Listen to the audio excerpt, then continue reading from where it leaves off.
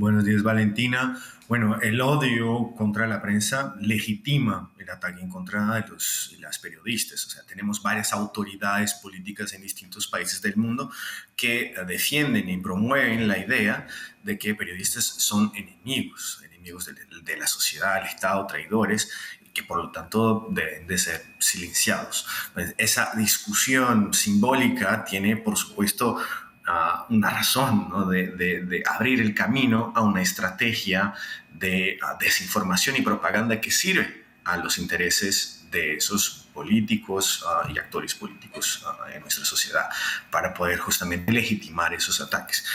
Pero los periodistas son blancos de estos ataques por ejercer su trabajo, por denunciar casos de violencia, corrupción, por hacer denuncias que a otros preferirían ver silenciadas, que se benefician de esos silencios. Eso depende un poco del contexto. Si estamos hablando de América Latina, en muchos casos son periodistas que están haciendo denuncias sobre temas que involucran el crimen organizado, los carteles, denuncias de violación de derechos humanos, por ejemplo. Si son en contextos de guerra, por ejemplo, como en la Franja de Gaza, vamos a tener periodistas que son testigos incómodos de crímenes de guerra que son cometidos al diario.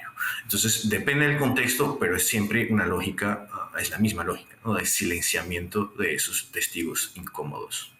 Bueno, sabemos que los periodistas tienen los mismos derechos de los civiles en conflictos. Por ejemplo, mencionan que en Gaza el ejército israelí fue el peor enemigo de los reporteros. ¿Qué balance hacen del actuar de las fuerzas israelíes contra periodistas?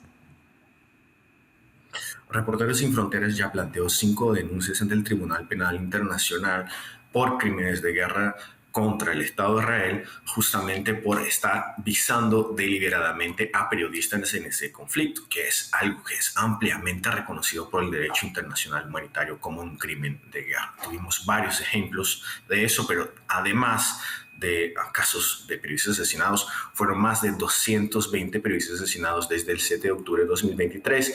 Ese año recopilamos 29 casos de periodistas muertos en la Franja de Gaza, que representa el 43% del total, ¿no? El total de periodistas asesinados en el año fueron muertos en Gaza, para los cuales RCF pudo comprobar que estaban ejerciendo su labor cuando fueron muertos.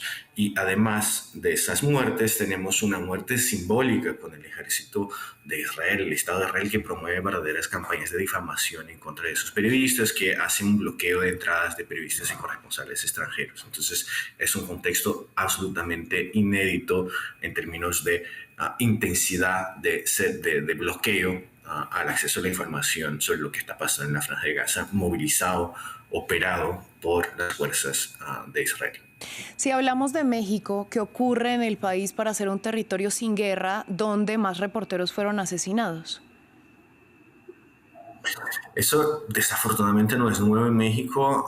Ya tenemos esas estadísticas de hace bastante tiempo. Para que se pueda tener una idea, desde el 2010 hasta hoy fueron al menos 126 periodistas muertos en México. Es de lejos el país de América Latina con el mayor número de casos de periodistas asesinados entre todos los otros países de la región, pero también siempre está entre los primeros del mundo, aunque no esté abiertamente un escenario de conflicto armado o de guerra.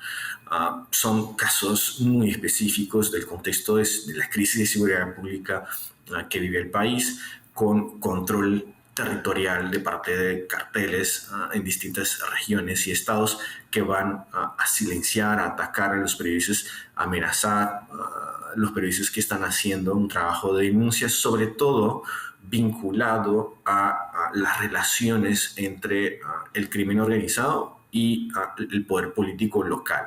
Normalmente son periodistas que trabajan para pequeños medios que tienen su propia página en Facebook de noticias con mayor o menor alcance, pero no estamos hablando de las grandes redacciones en Ciudad de México, en la capital. Estamos realmente hablando de pequeños medios en distintas partes del país donde hay verdaderas zonas de silencio.